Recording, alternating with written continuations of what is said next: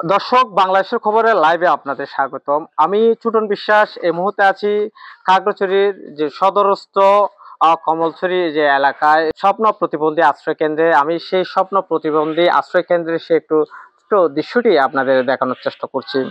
এই স্বপ্ন প্রতিবন্ধী এই যে স্বপ্ন বুননের জন্য 2018 সালে শিক্ষিত এক যুবক কিশোর চাকমা, উনি যখন দুর্ঘটনায় পতিত হয়ে মেরুদণ্ড ও যখন ভেঙে যায়, তখন তিনি চিন্তা করলেন তার মতো আরো অনেকেই যে প্রতিবন্ধী পাহাড়ে রয়েছেন এবং তাদের যে স্বপ্ন বুননের আশায় তার সেই স্বপ্ন প্রতিবন্ধী আশ্রয় কেন্দ্রটি তিনি গড়ার সিদ্ধান্ত নেন। আমি এই মুহূর্তে আমাদের যে স্বপ্নদ্রষ্টা, আমি তার কাছ থেকে জানতে চাইবো তিনি কখন থেকে এই যে স্বপ্ন বুননের চিন্তা কেন তার মাথায় আসলো, বিষয়টি যদি একটু বলতেন আপনি। আচ্ছা, ধন্যবাদ। আমি কিশোর চাকমা। 2009 সালে আমি যখন ডিগ্রি পড়তেছি, ওই সময় আমি হস্টেলে ভবন থেকে পড়ে গিয়ে মেরুদণ্ডে আঘাত পাই। এরপরে চিকিৎসা শেষে আমি 2012 সালের দিকে আমাদের নিজ গ্রামে চলে আসি। এরপর আসার পরে 13-14 সালের দিকে আমি আমাদের পাহাড়ের বিভিন্ন গ্রামে এই প্রতিবন্ধীদের জীবনযাপন নিয়ে একটু তথ্য জানার চেষ্টা করেছি। তো জানতে পেরেছি যে আসলে আমাদের পাহাড়ের প্রতিবন্ধীদের অধিকাংশ শিক্ষার হার নাই, এবং অভিভাবকরাও মানে অসচেতন। ওদের প্রতিবন্ধী ছেলে মেয়েদেরকে স্কুলে পাঠানো বা একটু কর্মসংস্থানের ব্যবস্থা করে দেয়, এগুলো আসলে ছিল না আর কি।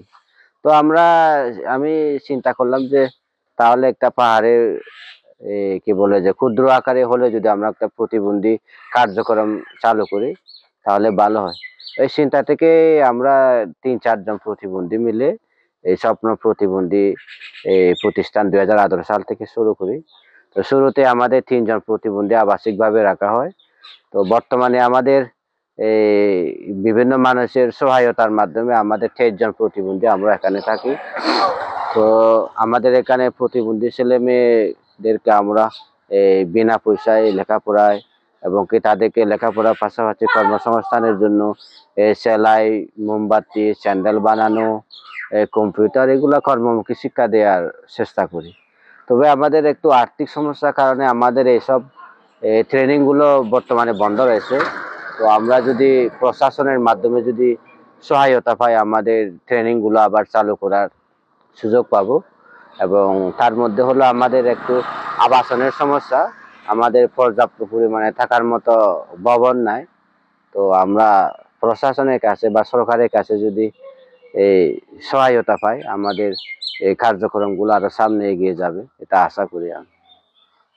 ধন্যবাদ আপনাকে। ধন্যবাদ। যেমনটি শুনছিলেন আপনারা, এই যে প্রতিবন্ধীর যে স্বপ্ন দ্রষ্টা যে দাদা রয়েছেন, তিনি তার পক্ষ থেকে শুনলেন এই স্বপ্ন বুননের আছে যারা প্রতিবন্ধী, যারা অবহেলিত হিসেবে পাহাড়ে রয়েছেন, তাদের যে স্বপ্ন বুননের যদি বিত্তবান শ্রেণী, যদি সরকার বা প্রশাসনের পক্ষ থেকে যদি আর্থিক প্রণোদনার পাশাপাশি যাদের যদি ট্রেনিং এর যদি কোনো ব্যবস্থা করা হয়, তাহলে তারা ফিজিক্যালি না হোক আর্থিকভাবে হলেও তারা কিছুটা সচ্ছলতা তাদের মধ্যে ফিরে পাবে এবং তাদের মধ্যে একটি আত্মবিশ্বাসের জায়গা তৈরি হবে বলে তারা জানিয়েছেন। খাগড়াছড়ির স্বপ্ন প্রতিবন্ধী আশ্রয় কেন্দ্র থেকে বিদায় নিচ্ছি। চুটন বিশ্বাস, বাংলাদেশের খবর।